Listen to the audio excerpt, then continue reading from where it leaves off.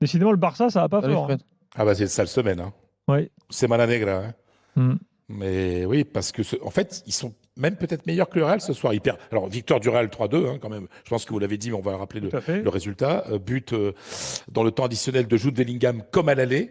Il y a eu 3 classicos cette année, 3 victoires du Real, dont 2 où je pense que le Barça était meilleur, c'est-à-dire au match aller et au match retour. Pas en Supercoupe d'Espagne, ça avait été une boucherie. Mais à chaque fois, le but de Bellingham dans le temps additionnel qui donne la victoire.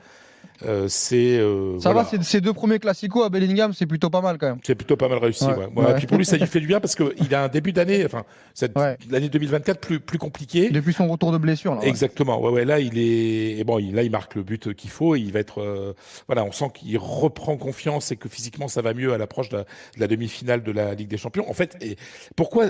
S'il y avait match nul, le Real avait 8 points d'avance, la Liga était terminée. Mais pourquoi c'est important ce but de Bellingham?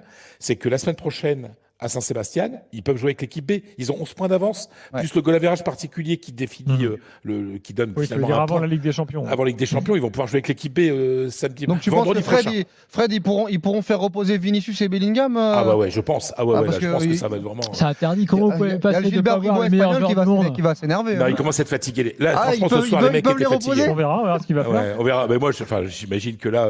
Attends, mais 11 points d'avance, tu peux aller perdre à Saint-Sébastien. Il n'y a plus que 6 journées derrière ça. Donc, non, mais après, ça ferait chier de ne pas avoir Bellingham quand même et Vinicius sur ce type de match quand même pour la Liga. Parce que nous, Mbappé, on n'a pas le droit, nous. Gilbert, il a envie de les voir en tout cas. Ouais, je comprends. Je confirme. Mais de toute façon, on en parlera demain soir, mais c'est la pauvre Liga, vous savez, il n'y a pas de Sur-Liga. Plutôt, où comment il s'appelle, Tebas, il ne veut pas dépenser les 3,5 millions pour la goal line technologie. Ah oui, il y a eu un ballon, on ne saura jamais si la France... On ne saura jamais. C'est-à-dire, 28e minute, sur corner, but de Lamine Yamal, enfin... On a vraiment le sentiment que le ballon entre. Hein. Donc le gardien Lounine repousse. Il n'y a pas de goal line technologie et les images du VAR sont tellement mauvaises que c'est impossible de voir en fait. L'arbitre est obligé de refuser le but parce qu'on n'a pas la preuve visuelle, la VAR n'a pas la preuve visuelle que le ballon est totalement entré. On a le sentiment qu'il est entré, mais c'est impossible à prouver. Donc l'arbitre prend la bonne décision. Mais c'est vraiment, Tebas se tape la honte là ce soir, quoi. Donc, alors pour se faire augmenter son salaire, ça, il y a de l'argent.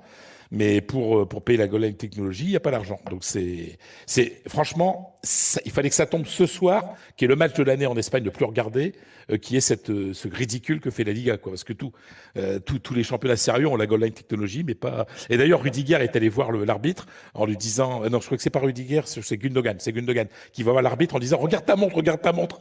Et ben non, il n'y a pas de montre hein, en Espagne. Donc